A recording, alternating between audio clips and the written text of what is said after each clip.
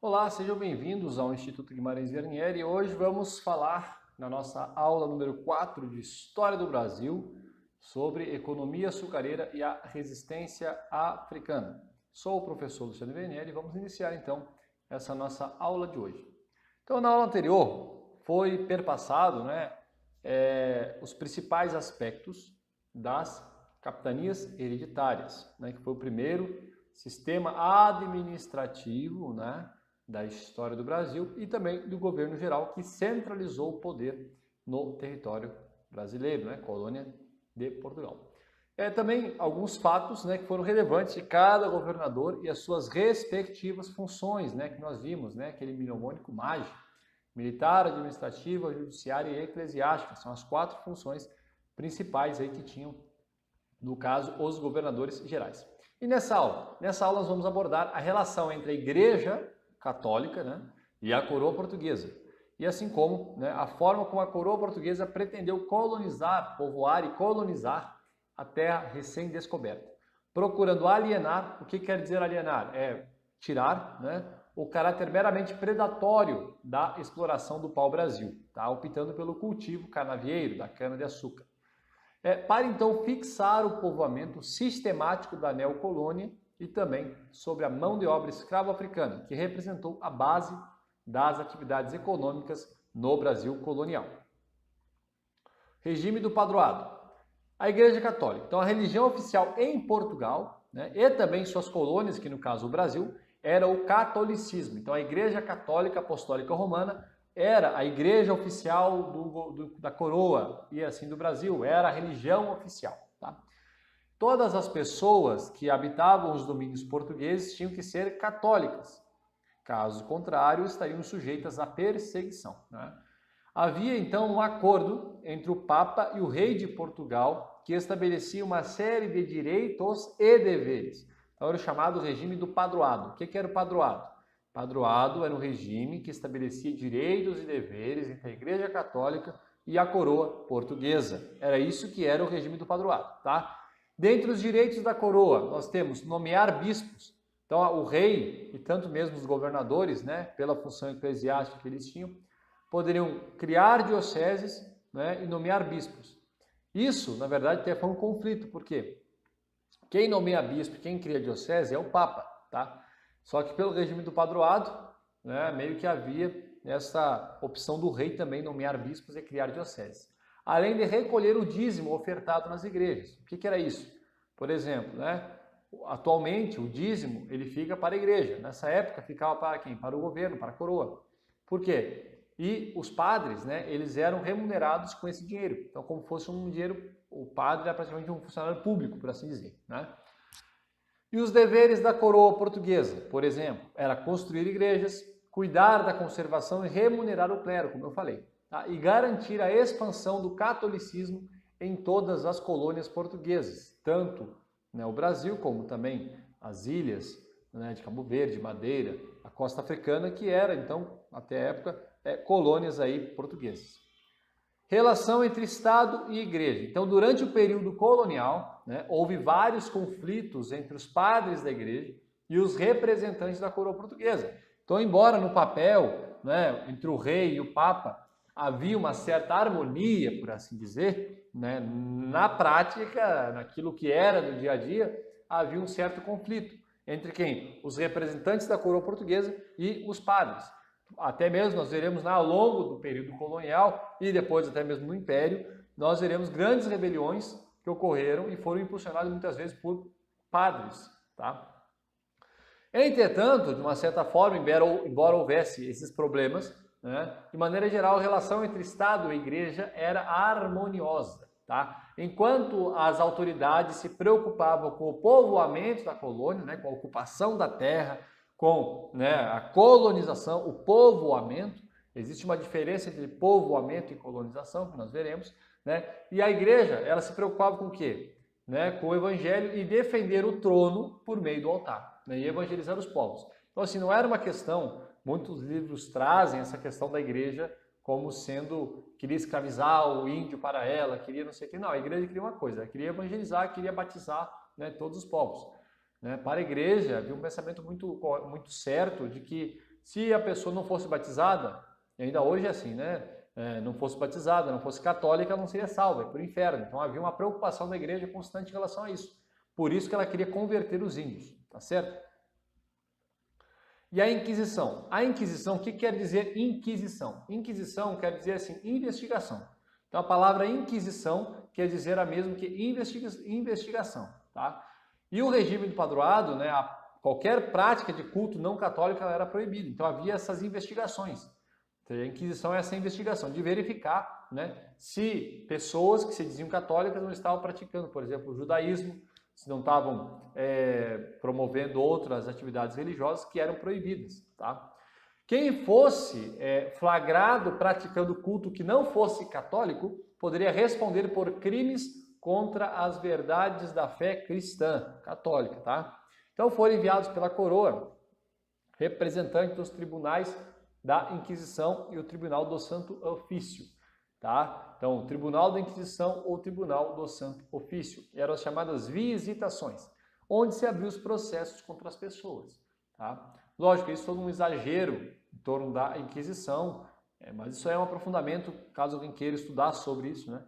É um aprofundamento que deve ser feito, mas para nós sabermos, para a prova da ESA, nós temos que saber que a Inquisição era uma investigação, né, contra pessoas que praticavam ou estavam, né, de uma certa forma, praticando outros tipos de religiosidade que não fosse católica.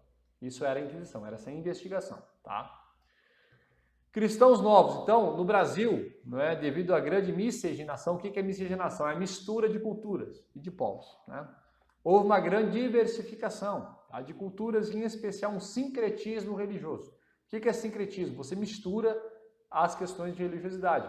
Então, você vai ver um católico, né, rezando uma missa e vai ver elementos da cultura africana, por exemplo, vai ver elementos de uma cultura indígena.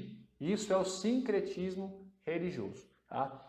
E havia no Brasil também os chamados cristãos novos. Quem eram esses cristãos novos? Eram judeus, né, recém-convertidos ao catolicismo, ou obrigados até mesmo a se converter. Por quê? Na Espanha, principalmente, isso foi pior que em Portugal, havia essa questão. Quem não fosse católico, né, no caso alguns judeus, né, que não fossem católicos, deveriam ser batizados, mesmo que assim, mesmo que obrigados, tá? Senão seriam expulsos do reino.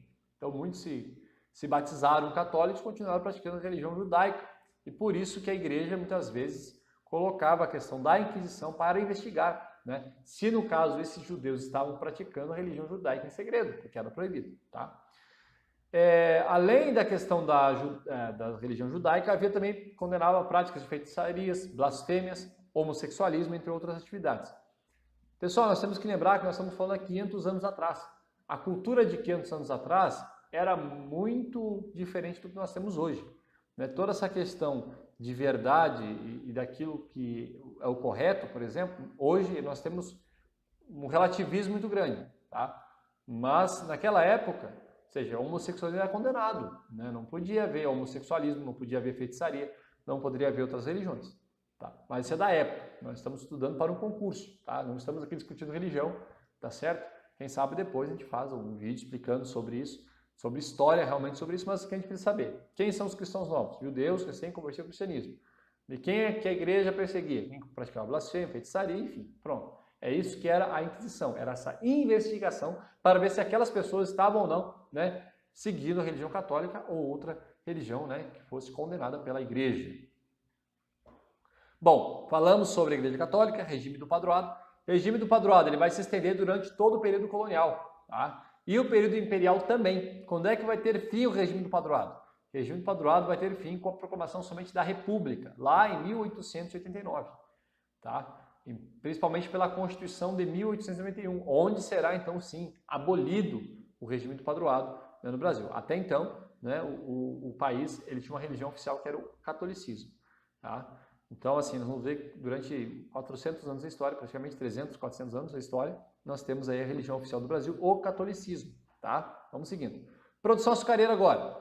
Então, o que acontece? Existia uma necessidade de povoar a terra. Por quê? Para salvaguardar a posse e evitar, né, o contrabando de pau-brasil, evitar que outros países viessem e atacassem, até mesmo que criasse uma colônia aqui no Brasil, né? Sendo que o território, né, já era português, mas ninguém estava respeitando essa delimitação aí do Tratado de Tordesilhas. Portugal, ele não havia se interessado pelo Brasil logo após a descoberta, já falamos isso. Por esse motivo, durante 30 anos, como nós já vimos, período pré-colonial, né, Portugal enviou para o Brasil apenas algumas expedições para o quê? Salvaguardar a posse da terra. Então, proteger a terra. Devido ao fracasso dessas expedições, guarda-costeiras, lá de Cristóvão Jacques, que nós já vimos, né, a coroa precisou tomar outras medidas, tá? E então resolveu, né, povoar a terra. Mas, para que não tivesse prejuízo, precisava desenvolver, né, uma atividade que remetesse o quê? Lucros. Por isso apostou na produção açucareira. E por que produzir o açúcar? Então, porque é o seguinte, nós temos o solo de Massapê, né, propício ao cultivo canavieiro, no litoral nordestino. Então, as pessoas acham que no Nordeste não chove, no Nordeste não dá nada, é só seca. Não, no litoral nordestino a terra é fértil, principalmente esse solo de Massapê, que é favorável ao cultivo canavieiro, tá? No litoral nordestino. E a experiência também é anterior com o cultivo nas ilhas de Madeira e Açores. Então, nós temos uma experiência anterior com o cultivo nessas ilhas. Então, tanto em Madeira como em Açores, né, nós temos, né, o cultivo canavieiro já por Portugal. Portugal havia colonizado essas ilhas, tá, e já tinha introduzido tanto as capitanias hereditárias, né, que foi um sistema utilizado lá e deu certo, mas no Brasil não deu. Também foi a questão do açúcar, foi utilizado lá nessas regiões. O lucro da produção açucareira era maior do que a exploração do pau-brasil, isso também, né? O clima quente, como eu falei, e as chuvas do litoral nordestino favoreciam o cultivo, né? E o próprio plantio da cana-de-açúcar tornaria possível iniciar um povoamento sistemático da colônia. Como assim um povoamento sistemático da colônia? Nós temos que imaginar o seguinte, com o pau-brasil, né, você corta uma árvore. Nessa época não tinha a mentalidade de reflorestamento. Hoje você tem, por exemplo, a cultura do eucalipto, que é uma árvore que hoje, né, existem empresas que plantam, né, esperam lá 7, 8 anos, cortam a madeira e replantam, né?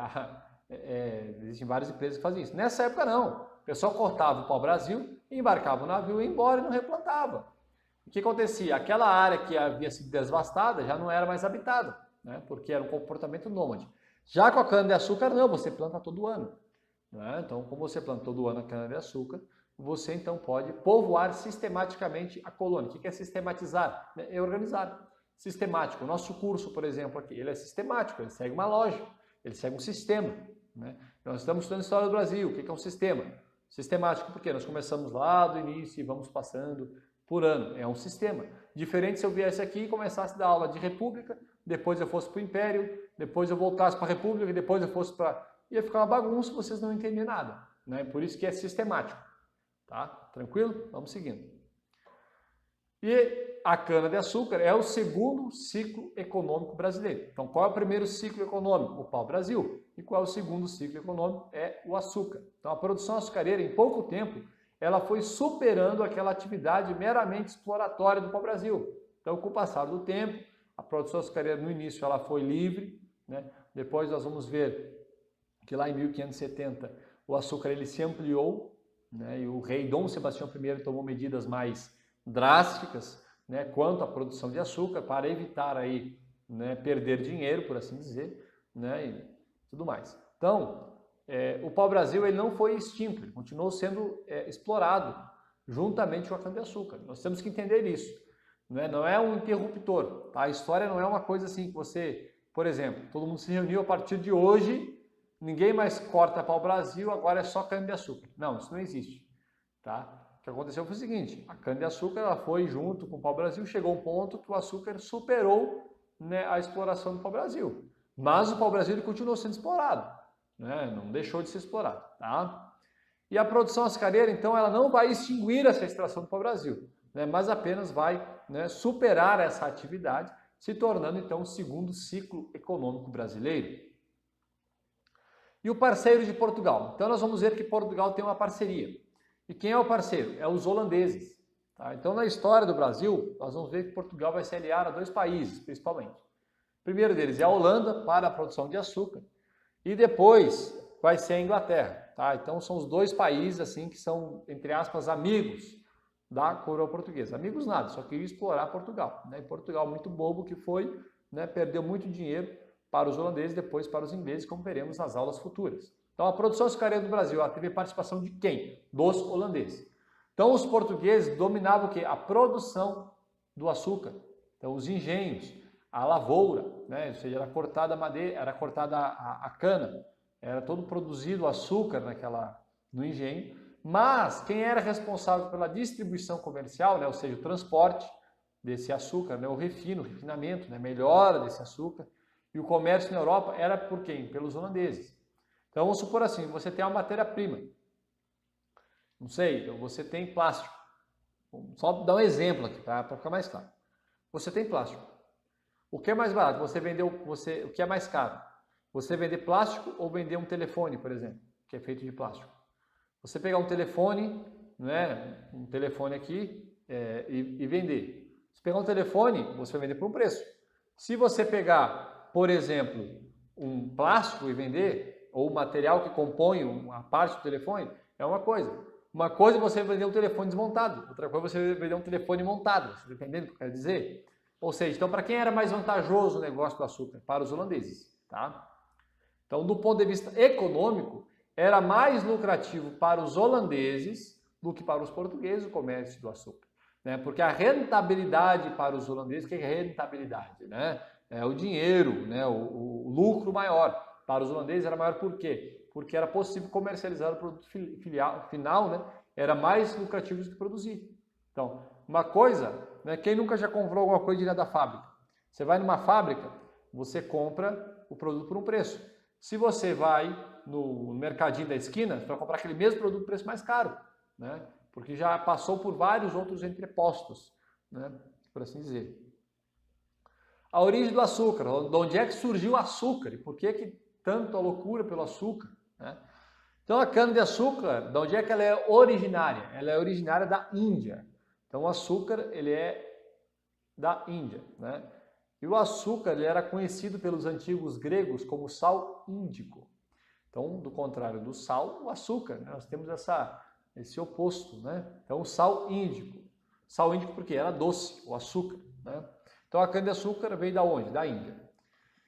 O açúcar, ele era pouco conhecido no Ocidente até a Idade Média. Então você veja, Idade Média nós temos aí, ano 1400, 1300, né? Nós temos a Idade Média. E ele passou a ser introduzido na Europa a partir das cruzadas. Tá? Isso aqui é só para um meandro histórico, para a gente entender de onde é que vem o açúcar, não vai cair na prova da ESA isso. Mas para vocês entenderem onde é que surgiu esse negócio do açúcar. Tá? Então as cruzadas. Cruzadas foram os movimentos da Igreja Católica para, né, conquistar povos e trazer para o catolicismo. Isso foi as cruzadas. E depois ela, por causa do espírito das cruzadas, né, a coroa portuguesa, a igreja, vai começar a querer expandir o catolicismo para o Brasil, por exemplo, por conta, né, do sucesso de parte das cruzadas, foi um sucesso, então a igreja sempre quis, né, expandir o catolicismo. O açúcar, então, ele até chegou mesmo a ser produzido em pequena escala, né, na Sicília, né, o sul da Península Itálica, tá? Mas só em pequena quantidade. Os venezianos, eles importavam, então aqueles mesmos genoveses venezianos que nós vimos da Península Itálica, que transportavam especiarias, né, eles importavam esse açúcar lá da Índia, tá? E revendiam na Europa, porém em pequenas quantidades devido ao que é o custo. Ou no século XV, né, iniciou o cultivo da cana-de-açúcar na ilha de Madeira. Por quem? Para os portugueses, tá? Então os portugueses foram dos pioneiros a produzir açúcar, assim, na questão da Europa, né? E posteriormente no arquipélago dos Açores. Então, o açúcar foi produzido onde? Madeira e depois em Açores. A partir de 1530, então depois do período pré-colonial, quando se iniciou o período colonial da história brasileira, né, o cultivo canavieiro foi implantado no Brasil. No primeiro momento, né? Por quê? Porque precisava organizar o povoamento sistemático da colônia. Então se concedeu terras, se concedeu benefícios, mas depois que o açúcar ele galgou, né, grandes lucros, a coroa já começou a restringir esse comércio. Então a produção açucareira nas Ilhas Atlânticas ela já havia entrado em declínio quando surgiu então a produção açucareira no Brasil. Complexo do engenho, o que é isso? Vamos falar como é que era a fazenda açucareira da época, né? Ou seja, aquilo que era básico, uma fazenda açucareira, um grande engenho. Então o engenho é grande parte da população, né, durante os primeiros séculos do período colonial, né, vivia no campo, tá? Em torno do quê? 12 engenhos açucareiros. e das fazendas e de outros produtos agrícolas, né, ou da pecuária. Então, como que era? Era uma sociedade rural, não era uma sociedade urbana. Nós vamos ver que a sociedade urbana ela vai começar a surgir a partir do ouro, né? Isso já no final do século XVII e no século XVIII. Tá? Nós estamos falando aqui ainda no século XVI, século XVII. Então, nessa época, nos primeiros 200 anos da história do Brasil, nós vamos ter um país muito rural, tá? Poucas cidades, né? E grande parte da população vivendo aonde? Vivendo nos engenhos, tá? Engenhos de açúcar. Por quê? Por conta da população. Eles viviam no campo, ó, e as fazendas agrícolas. Então, havia também, né, as pequenas fazendas preocupadas, né, em fornecer uma alimentação para essas fazendas. Então, uma fazenda, por exemplo, precisava comprar arroz, feijão. Então, existia fazendas menores destinadas ao mercado interno, tá? Para o quê? Para abastecer os engenhos. Então, o engenho açucareiro era a unidade produtiva que melhor demonstrava o quê? Poder, riqueza e prestígio na sociedade colonial do Brasil. Hoje, a gente fala assim, o fulano é médico. Médico, todo mundo sabe que médico é uma profissão excepcional. Então, as pessoas, aquele lá é médico, né? Então, você vê que ele é uma pessoa que tem um status elevado na sociedade. O fulano é general. O general tem um status elevado na sociedade. Então, você vê essa questão de poder, riqueza e prestígio. Tá? Então, essa questão toda a respeito do açúcar. Então, o engenho açucareiro, o senhor de engenho, né, que era o proprietário da fazenda açucareira, era, né, o título, então, assim, maior nobreza da época. E como é que era o complexo do engenho? Então, basicamente, nós temos 5 repartições, 5 instalações, né, ou melhor, 5 nomes para dar do complexo do engenho. Então, nós temos a Casa Grande. A Casa Grande era o centro administrativo da fazenda, onde morava o senhor do engenho e sua família. O engenho, né, que era o local onde se produzia o açúcar. A senzala, que era o local onde os escravos pernoitavam. A capela, né, onde se realizavam os batizados e as missas. E as plantações, né, onde se plantava a cana de açúcar. Casa Grande. Então, a Casa Grande era um casarão térreo ou um sobrado, né, onde residia quem? O senhor do engenho e sua família. Então, assim, era a casa de melhor estrutura da fazenda, né? Era aquela casa mais imponente, mais bonita, era como se fosse um pavilhão de comando, né, do exército, de um quartel, por exemplo, tá? Então, o senhor do engenho e sua família moravam, né, na Casa Grande. Também residiam os capatazes, os jagunços, a segurança, né, alguns padres, enfim, pessoas mais ligadas ao senhor do engenho que moravam na Casa Grande. Serviçais, né? Já a Casa Grande, então, era o centro administrativo, né, do complexo do engenho. Era isso que era a Casa Grande. E a Casa do Engenho? A Casa do Engenho, né, ou o engenho açucareiro, era o que era a unidade produtiva, era onde produzido o açúcar. E ela possuía basicamente as seguintes repartições. A moenda, o que é moenda? Aquilo que moe a cana, né, para extrair o caldo. Hoje a gente vê aí nas ruas, né, no Mato Grosso do Sul é muito comum, você vê pessoas, né, extraindo caldo de cana. Tomou um caldo de cana, tomou um caldo de cana. Aí você vê lá, né, a pessoa moendo a cana lá na hora. Então isso, só que nessa época era moenda, né, que era movida ou pelo gado ou por escravos. Tá? Então a moenda moía a cana para extrair o que é o caldo. Depois nós temos a fornalha. E a fornalha é um forno, né, onde o caldo de cana era fervido. Então fervia aquele caldo de cana. A casa de purgar, né, onde esse açúcar era resfriado e condensado, né, e também purificado, por isso purgar. Purgar quer dizer purificar, purgatório, né, purgatório, purificação. Tá? Purgar era isso também. Então resfriava, condensava, né, e já tentava branquear esse açúcar. Lógico, não como é hoje, né, bem menos branco, né, um açúcar bem mais natural, assim, né, mais marronzado, né, um açúcar mascavo que nós temos hoje. E os galpões, que era onde se quebrava os blocos de açúcar, tá? E se guardava. Engenho. Então aqui nós temos 2 imagens que são importantes, né? Nós temos aqui à esquerda aqui do vídeo, nós temos ali a casa do engenho, o grande complexo. Então nós temos no centro ali, perto dos escravos trabalhando, bem no centro nós estamos vendo a moenda, onde a cana passava, era moída, saia a garapa. Do lado nós temos o galpão. Nesse caso, nesse moinho, nós temos um moinho movido a água. Então essa grande roda que vocês estão vendo, passava um rio, fazia girar a moenda, né? Essa engrenagem que era feita. Do outro lado nós temos, né, a moenda com carro de boi, né, com boi, o boi que rodava a moenda. Então tinha esses 2 tipos de engenho. E também tinha o engenho que era mais simples, movido pelo próprio escravo. Era o escravo que fazia, né, essa marcha sem fim aí, rodando em volta da moenda, para então extrair o caldo para fazer o açúcar. E a senzala? A senzala era uma construção rústica, né, onde pernoitavam os escravos.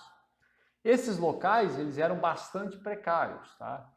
Consistiam no quê? Num galpão único, né, um grande galpão, com repartições para cada família de escravos. Então havia uma preocupação em separar as famílias, né?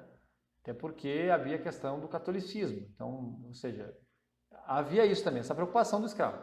O escravo ele era batizado, o escravo ele casava, tá? Então havia toda uma questão de comunhão com a Igreja Católica também, tá? Não é, eles eram tratados como animais, né?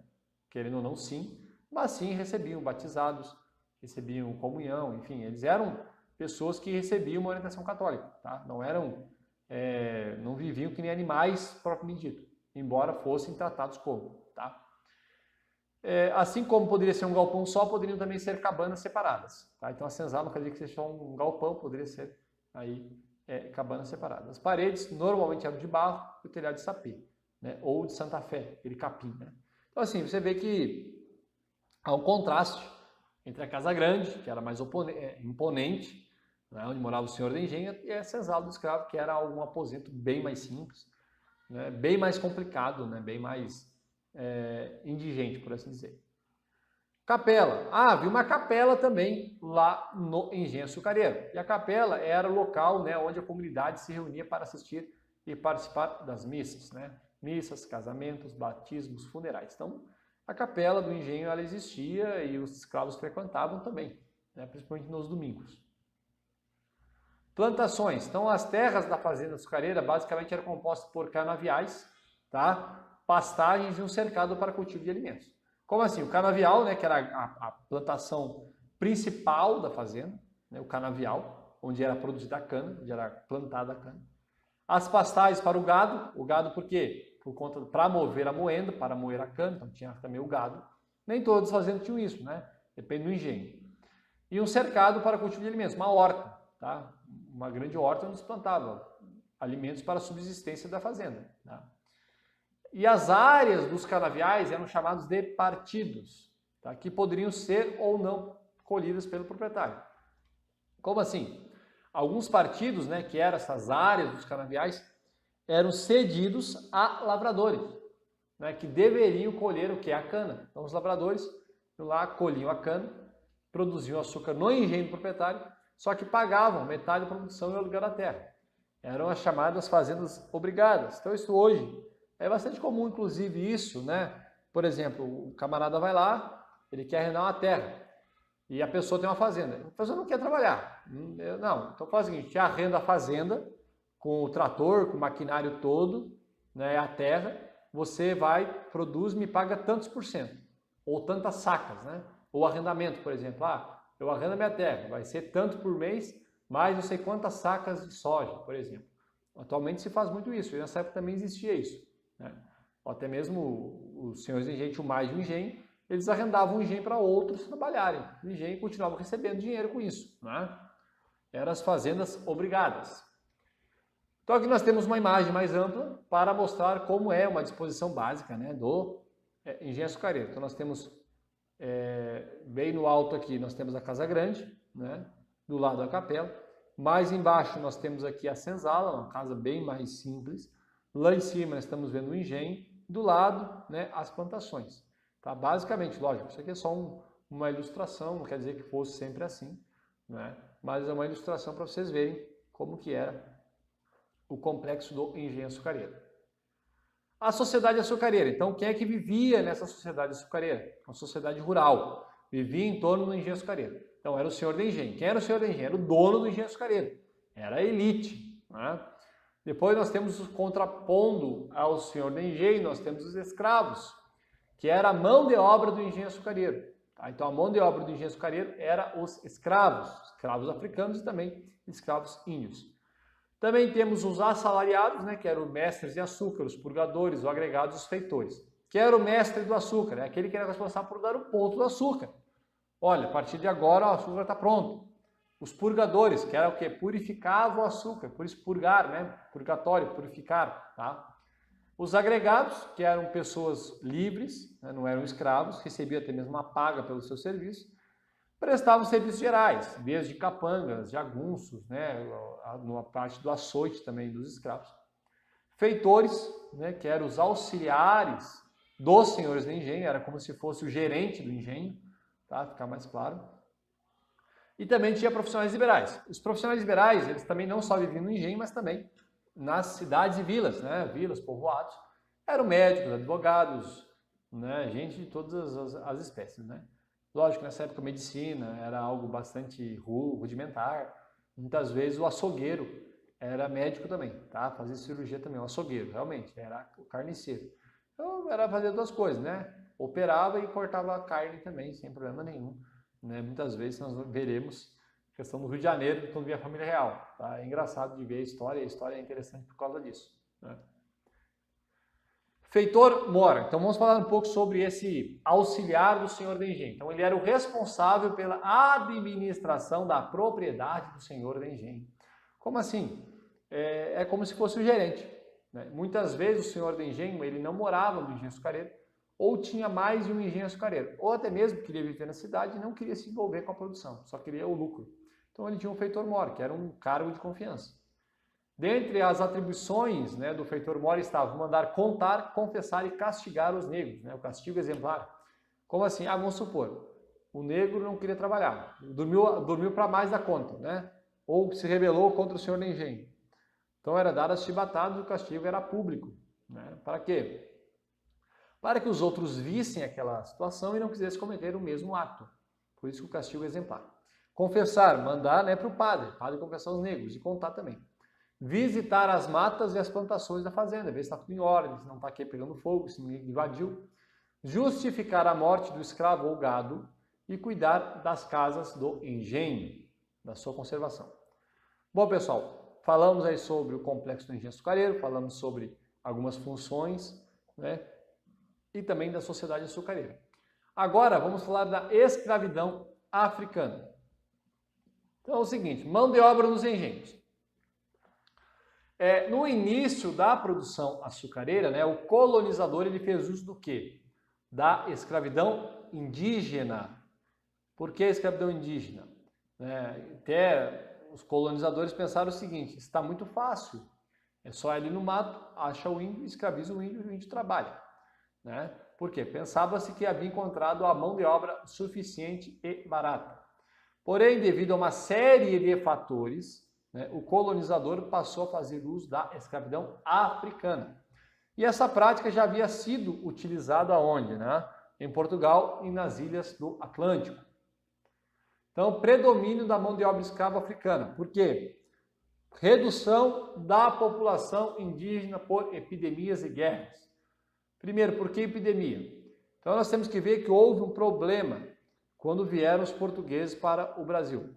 Porque o índio que vivia aqui, ele vivia onde? No ar livre. Vivia nas suas aldeias, todo mundo junto, e eram as mesmas pessoas que viviam. Não havia um contato com outros povos, né? Vamos dizer assim. Quando havia, normalmente era guerra, porque as tribos elas não se davam umas com as outras. E quando os europeus vieram, trouxeram algumas doenças, né, que eram desconhecidas dos índios. Então, muitas epidemias, varíola, outras epidemias que até mesmo para os europeus era algo normal, fácil de curar, sem nenhum problema. Para os índios, essas doenças aí passaram a ser, né, drásticas, serem doenças que realmente, né, matavam os índios. E muitos deles pensavam que isso era o castigo dos deuses até mesmo. E muitas guerras, morria muito índio, porque o índio não tinha armas de fogo, por exemplo. Do contrário, não é, do europeu. Muitas vezes o índio guerreava, viu o europeu montado no cavalo, pensava que cavalo e ser humano eram uma só pessoa, né? Não sabia o que era, não conhecia, desconhecia. Né? Achava que os europeus eram seres superiores, né? Tanto por causa disso, por conta do uso da pólvora, por conta da tecnologia que tinham na época. E eles não tinham, então eles pensavam que eram seres vindo de outro mundo, né, na crença deles.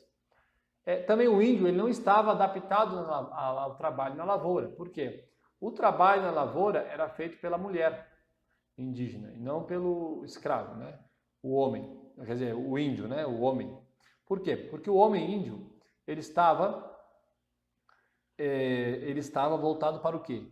Para a questão da caça, tá? Enquanto as mulheres cuidavam das crianças, da agricultura, por assim dizer, e também da coleta de raízes e frutos. Então não havia essa questão, havia uma barreira muito complicada de ser rompida, cultural, né? Como é que eu vou botar agora o homem que sempre trabalhou na caça, o homem brabo, o macho alfa da aldeia agora para plantar? Isso é um trabalho de mulher, você imagina o problema.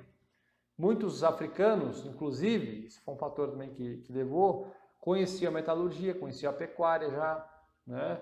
E conheciam também até mesmo a língua portuguesa, então se tornou mais fácil. E a igreja ela era contra a escravidão indígena, porque ela queria converter os índios, né? Também havia muitas constantes fugas indígenas, porque os índios conheciam, né, a terra. Até mesmo achei engraçado esses dias falaram que alguns índios se perderam no mato. Eu não entendi essa, como é que o índio se perde no mato, né? Nessa época eles não se perdiam, eles conheciam o mato, conheciam e poderiam fugir. Mas, com certeza, o principal fator que levou essa mudança, né, da escravidão indígena para a escravidão africana foi o lucrativo comércio do tráfico negreiro. Então, o tráfico negreiro foi, com certeza, a principal causa dessa mudança. Tá? A principal causa da mudança foi essa questão do lucrativo comércio do tráfico negreiro. Tranquilo? Só que um outro detalhe que a gente muitas vezes fica pensando é o seguinte, não houve essa questão do interruptor. Como assim? A partir de agora, para de escravizar o índio, começa a escravizar o negro. Não, os dois continuaram, só que o que acontece? Acontece que o lucro do apresamento indígena ficava onde? Na colônia. E o lucro do tráfico negreiro ia para a metrópole. Então havia um interesse da coroa no tráfico negreiro. Por isso que ela vai estimular o tráfico negreiro e vai desestimular, né, a escravidão indígena. Porém, né, ambas continuam juntas, embora o tráfico negreiro tenha superado a escravidão indígena, né, ao longo do tempo. Porém, ainda assim, aqueles que não tinham condições de comprar um escravo africano, compravam um escravo índio, né, e assim por diante. Então, a mão de obra escravo-africana representou a base das atividades econômicas no Brasil colônia. Como? Na produção açucareira e depois na mineração. Então, pessoal, anota isso aí. Anota. A mão de obra escravo-africana representou a base das atividades econômicas no Brasil colônia. Como na produção açucareira e depois na mineração. Isso é muito importante, questão de prova, tá? A escravidão africana foi, de suma importância para a produção açucareira, né? Muitos senhores de engenho faziam uso da teoria do padre Antonil, né, que dizia que os negros precisavam de 3 paus, ou melhor, 3P, né? 3 paus. 3P, pau, pão e pano, tá? Então, ou seja, a disciplina vinha pelo laço, né, pela chicotada, o pão, alimento, né, e o pano, que era roupa, tá certo? Inclusive, havia senhores de engenho que se vangloriavam, não é, pelos escravos que possuíam, né, pela disciplina. Por quê? Porque davam alimentos bons, os escravos, né, viviam até bem, digamos assim, bem que eu digo, trabalhavam, mas tinham comida, tinham alimentos, tinham roupas. Tá? Lógico que a escravidão, em hipótese alguma, é algo bom, mas eu digo assim, havia sim senhores de engenho que tratavam melhor seus escravos do que outros senhores de engenho. Além da produção açucareira, a mão de obra africana ela também foi utilizada onde? Na criação de gado, tá? Foi usada na criação de gado, como escravos domésticos, como nós temos aí nesta imagem, nós vemos, né, uma família branca, né, com os escravos, estão ali abanando, você vê ali a dona da casa dando o alimento para o bebê escravo, né, o bebê filho da escrava, né? Seria escravo também, seria escravo do próprio dono da casa futuramente, né? Também no comércio das cidades, né, como escravos de ganho. Então muitos compravam o escravo, botavam o escravo para trabalhar na rua, para angariar o dinheiro, né? ou alugavam o escravo para outros. Cultivo de produtos agrícolas também, tá? Castigos. Então açoite era a parte cotidiana, né, dos escravos. quando esses desrespeitavam que as ordens emanadas do senhor de engenho dos feitores. De maneira geral, o castigo físico era o quê? Exemplar, ou seja, para que os demais não cometessem o mesmo erro e sofressem a mesma punição. A pena era paga onde? Em público. Como assim? Tinha lá, né, um local no próprio engenho, uma praça, vamos supor assim, né, e tinha lá o açoite, né, que era o tronco do açoite. Então, amarrava o escravo lá com as correntes, viu o jagunço lá com o chicote e dele o açoite no escravo. Enquanto isso, os escravos da fazenda ficavam ao redor para ver o açoite. Tá? Por quê? Para que os outros vissem e não quisessem cometer aquele mesmo erro. Tá?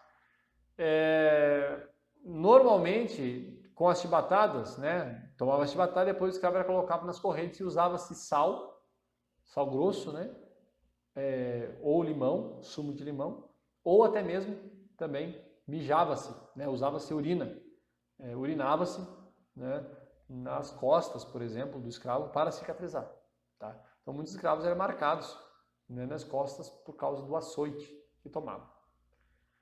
Os escravocratas, eles poderiam o quê? Açoitar seus escravos, tinham o direito de puni-los, porém não podia matar o escravo. Tá? Quando ocorria a morte de um escravo, por castigo físico, o senhor de engenho tinha que responder pela morte. E era julgado, por exemplo, em um tribunal como o da Relação. O Tribunal da Relação era o Tribunal de Justiça da Bahia. Tá? Só que muitos desses julgamentos não acarretavam em penas para os escravocratas, né? Pois conseguiu provar, entre aspas, que eram inocentes.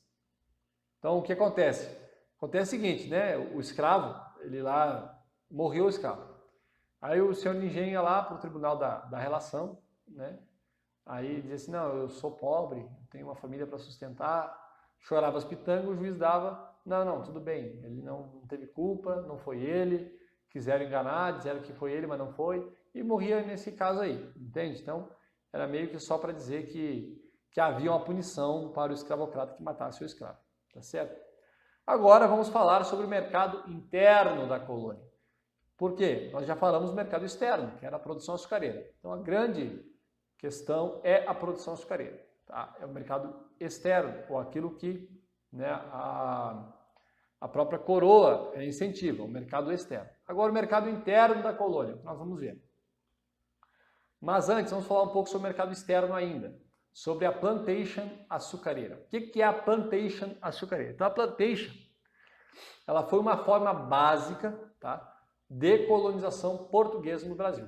Tá? Até a exploração do ouro. Então, até a descoberta do ouro, nós vamos ter a plantation açucareira.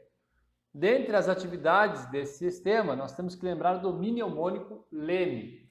Então, falou em plantation, eu lembro.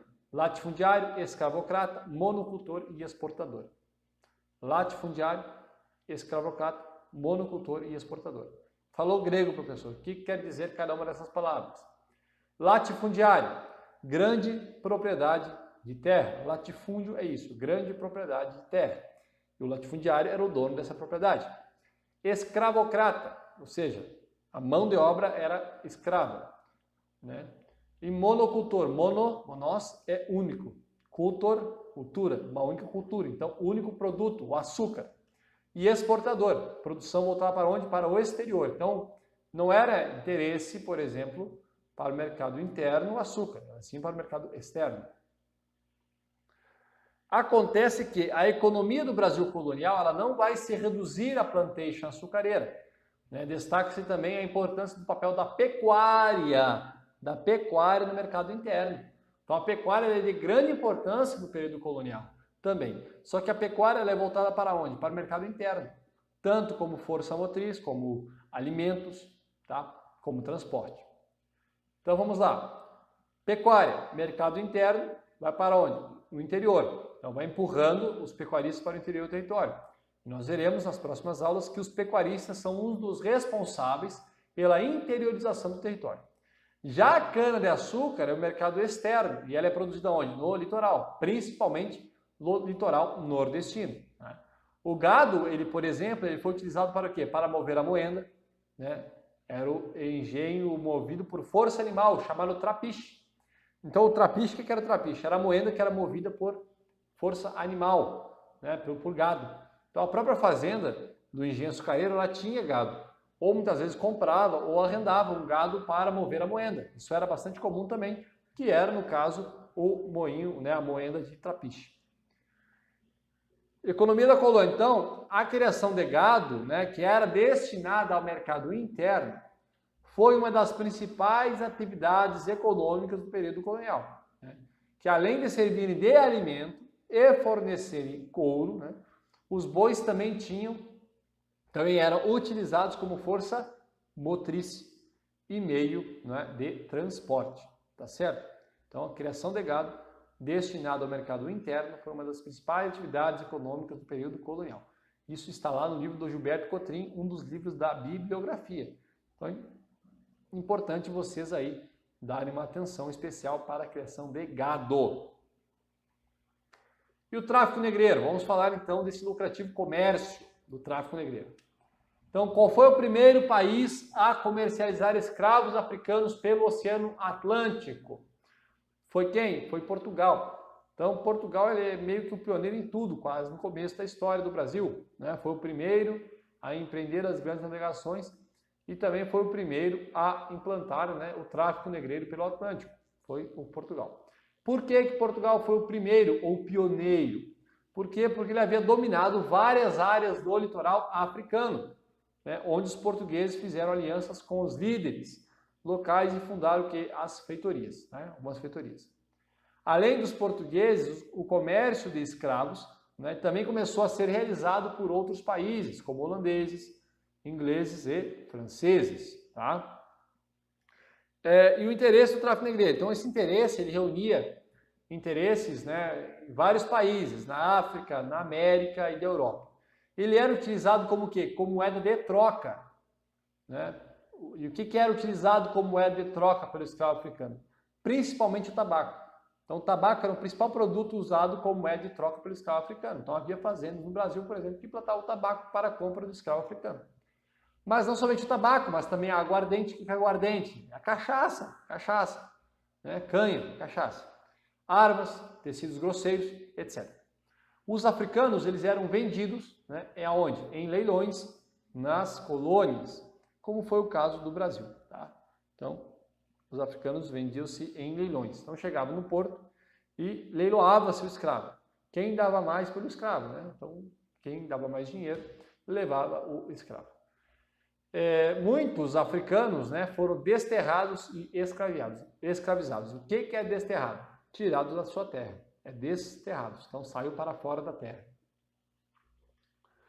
Os negros, eles que seriam comercializados como escravos, eles ficavam mantidos no chamado barracão. O barracão era uma espécie de tem aí na imagem de fundo, vocês estão vendo, um local, tipo uma feitoria, onde o escravo ficava lá aguardando o embarque nos navios. Tá?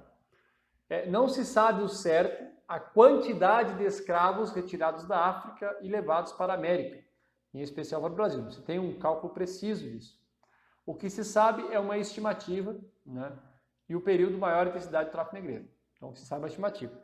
Então, durante o século XVII, né, o tráfico negreiro ele foi mais lucrativo para a metrópole do que o próprio negócio do açúcar, porque havia impostos pagos, né, para se ter um escravo, enfim, a venda, né, o comércio, o traficante de escravos também. Então a coroa ela lucrava bastante com o tráfico negreiro, por isso que ela vai estimular o tráfico e vai desestimular a escravidão do índio. Por quê? Porque o escravo índio, o dinheiro ficava onde? Dentro da colônia. Já a escravidão africana, o dinheiro ia para a metrópole. As primeiras capitanias a receberem escravos africanos devido à produção açucareira foram Bahia e Pernambuco. Então foram essas duas capitanias aí, por conta da produção açucareira. O período em que chegaram mais escravos no Brasil foi entre 1800 e 1855, já durante a lavoura de café. Tá? Então foi durante o café que veio mais escravos para o Brasil. Então nós temos aqui uma estimativa, né, de escravos, então de 1549 até 1600. Estamos falando aí a partir, né, da introdução do tráfico negreiro, a partir ali do governo geral. 50 mil escravos, número até baixo. Depois, no outro século, 560 mil. De 1701 a 1800, 1.680.000 e 100. E de 1801 até 1855, ou seja, em pouco mais de 50 anos, vieram 1.719.300 escravos. Então, assim, é muito escravo. Né? Total de 4.9.400. Então, é muito escravo vindo para o Brasil. Né? 4 milhões de escravos para essa época é muita gente. Interesse no tráfico negreiro. Então, os escravos eles eram aprisionados lá na África e marcados com ferro em brasa para identificação antes de serem comercializados e embarcarem nos navios. Tá? Os escravos viajavam acorrentados para evitar o quê? Rebeliões no interior dos navios em condições precárias. Então, os escravos eles viajavam o quê? Acorrentados no interior dos navios, nos porões. Né? Banzo. O que é banzo? Banzo é a depressão que muitas vezes causava a morte dos africanos. O que acontece, pessoal? Nós temos um navio da época. O navio da época era caravela ainda. Né? Uns navios rudimentares, de madeira, né? Com poucas aberturas no seu casco. Né? Assim, as janelas eram estreitas para circulação de ar. Você imagina você colocar, sei lá, 600 escravos no navio. Todo mundo apertado de um lado do outro, acorrentado, sem poder respirar direito. O fedor que não era dentro desses navios. Né? Um fedor insuportável. Né? Você fica, vamos supor, você fica 2 dias sem tomar banho, ou depois quando o pessoal passar na reza aí, ir para o campo, ficar 5 dias sem tomar banho, vai ver que fica um fedor maiaca só. Você imagina todos os escravos nessa época, 2, 3 meses sem tomar banho, acorrentados, comendo mal, tomando água suja. Né? Muitos morriam de doenças, outros de depressão. Né? Muitos escravos eram jogados do navio, porque morriam, então para não, né, jogavam no meio do mar. Então isso era muito comum, muitas mortes, tá? E por conta das mortes, né, o navio negreiro ele ficou conhecido como navio tumbeiro, relativo à tumba. Por que tumba? Né? Morriam muitos escravos. Então os escravos vinham apertados, morriam. Né? Então devido a essa falta de higiene, água potável e alimentos, cerca de 5% a 25% dos escravos morriam durante a viagem. Então lá, sei lá, você tem 100 escravos, 25 morriam. Ficava só com 75, vamos supor assim. Tá? Classificação dos escravos, que é importante. Então, os escravos sobreviventes da viagem, eles eram vendidos aonde? Em leilão, no próprio porto. Então, no porto, chegava o navio, descarregava, desembarcava os escravos, né? Descarregava eles, botava lá no leilão e fazia um leilão. E aí nós vamos ter esses negros trabalhando em diversas frentes. Principalmente, haviam 3 tipos. Os negros do eito, né, que trabalhavam na lavoura, os escravos de ganho, que trabalhavam na cidade, e os escravos domésticos, que trabalhavam nas famílias. Nós vamos ter a classificação, nós vamos ter o escravo boçal. O que é o escravo boçal? É o mais barato, recém-chegado da África, e desconhecia a vida da colônia. Então, o escravo boçal, então você chamar alguém de boçal, você está ofendendo aquela pessoa, ela é analfabeta, ignorante, digamos assim, tá? Isso quer dizer boçal. Já o ladino, ele era mais caro, porque ele já entendia a língua portuguesa e já havia aprendido a rotina de trabalho da colônia. Então, o escravo boçal desconhecia a vida da colônia, era o recém-chegado da África. O escravo ladino era mais caro porque já entendia a língua portuguesa e já havia aprendido o trabalho na colônia, por exemplo. Porque era comum o senhor de engenho apertava os pila dele lá, o dinheiro, e ele vendia os seus escravos. Esse escravo ladino era mais caro que o escravo boçal. Também havia a questão das diferenças dos grupos africanos. Nós vamos ter os bantus. Os bantus são originários da onde? Da África Central, tá? Da Angola e Congo. Foram levados principalmente para onde? Para o Rio de Janeiro, Pernambuco e Minas Gerais. Eles eram mais baratos, mais pacíficos e adaptados ao trabalho. E os sudaneses? Os sudaneses, eles eram originários da África Ocidental, né? Da Omé, Benin, Nigéria e Guiné. E eles foram levados principalmente para a Bahia. Eram mais caros, mais fortes e mais inteligentes. Lideraram muitas revoltas entre os séculos XVIII e XIX. Por esse motivo, né, que muitos senhores aí escravocratas vão optar depois pelos bantus. Então nós temos aí um mapa mostrando os sudaneses, né, mais da África, mais ao norte ali, né, indo para a Bahia, e já os do Congo indo para o Rio de Janeiro e Pernambuco principalmente. Essas regiões é conforme o mapa. A resistência africana. Então, os escravos africanos buscavam o quê? Reagir à escravidão de que lhes era imposta, né? Quebravam ferramentas, jogavam objetos na moenda, né? As mulheres provocavam aborto, muitos negros se suicidavam, outros queimavam plantações, muitos negros fugitivos organizavam-se em quilombos. Os escravos eles reagiam de diversas formas, né? Muitas vezes por meio da negociação e também, né, pela resistência através da luta.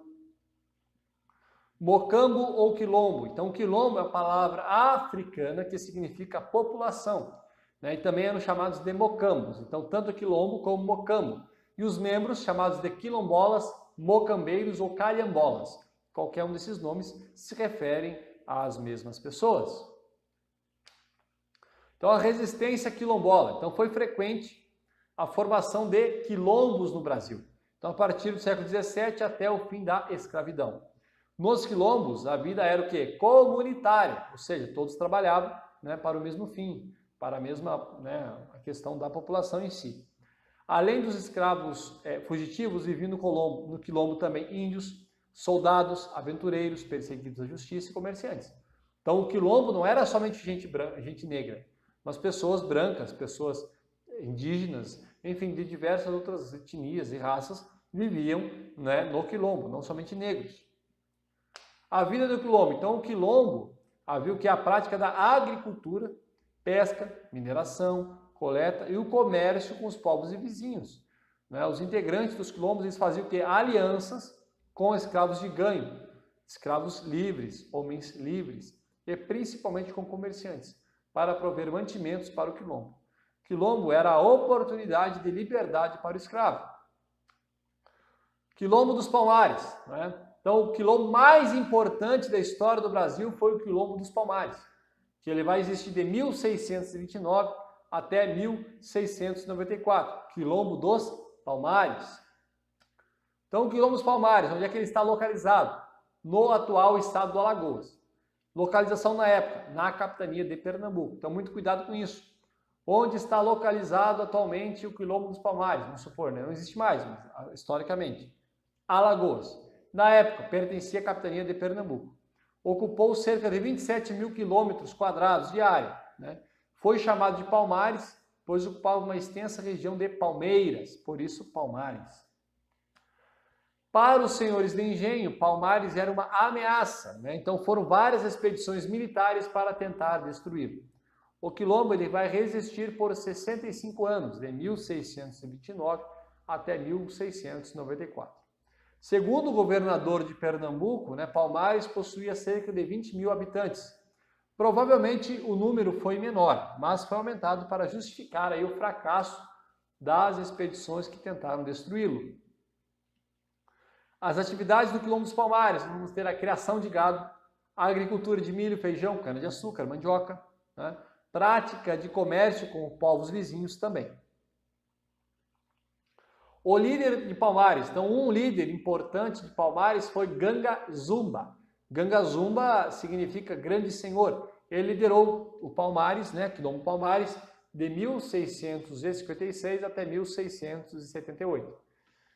Ganga Zumba ele foi pressionado, né, pelo governador de Pernambuco e firmou um acordo em que se estabelecia a liberdade para os negros nascidos em Palmares e que os recém-chegados, né, deveriam retornar para os colonos. Só que é o seguinte, o sobrinho de Ganga Zumba, o Zumbi, né, se revoltou contra os acordos feitos entre seu tio e o governador. Ganga Zumba foi morto, né, e Zumbi assumiu o comando do quilombo. Zumbi, então, ele vai liderar várias lutas contra os ataques a Palmares. Né? E em 1687, os senhores de engenho então vão contratar um bandeirante, Domingos Jorge Velho, para destruir Palmares. Em 1692, o Domingos Jorge Velho e seus comandados atacaram o quê? O Quilombo dos Palmares para tentar matar o Zumbi. Porém não conseguiram, né? Zumbi resistiu, milhares de pessoas morreram defendendo o Quilombo. Tá? Domingos Jorge Velho comandou mais um ataque ao Quilombo, contou com o apoio do governo, né, que enviou cerca de 6.000 homens, e os quilombolas, então, não conseguiram resistir e o Quilombo foi destruído. O Zumbi dos Palmares conseguiu fugir, né, mas ele foi preso, morto e decapitado, né, teve a cabeça cortada 2 anos depois, em 20 de novembro de 1695. Atualmente, né, nós comemoramos o dia 20 de novembro como Dia da Consciência Negra, por conta da morte do Zumbi dos Palmares. Vamos encerrando a nossa aula de hoje, vamos para a nossa síntese. Então, nessa aula foi possível observar, não é, os motivos pelos quais a coroa portuguesa optou pelo cultivo canaviero. Também foi perpassado como funcionava o complexo do engenho açucareiro, não é? A Casa Grande, a senzala, o engenho, não é? A capela e as plantações. Igualmente, né, falou-se da mão de obra e sobre a importância da pecuária, considerada uma atividade muito importante do período colonial, pois o gado servia como alimento e força motriz para mover o engenho, por exemplo. Nessa aula, também foi possível observar o pioneirismo lusitano no tráfico negreiro pelo Oceano Atlântico. Também foi perpassado os principais aspectos das classificações dos escravos que chegaram ou os que já estavam habituados ao Brasil, né? Bem como as suas tentativas de resistência à escravidão. Falou-se também do principal quilombo da história brasileira, que foi Palmares, no atual estado do Alagoas, cuja a morte de seu líder, né, Zumbi, 20 de novembro de 1695, é considerado no Brasil o Dia da Consciência Negra. Bom, pessoal, essa foi a nossa aula número 4 sobre economia açucareira e a resistência africana. Não se esqueçam de fazer os exercícios que estão aí no slide. Qualquer dúvida, estou à disposição. Muito obrigado por ter me acompanhado até aqui. Deus abençoe a todos, bons estudos e até a próxima.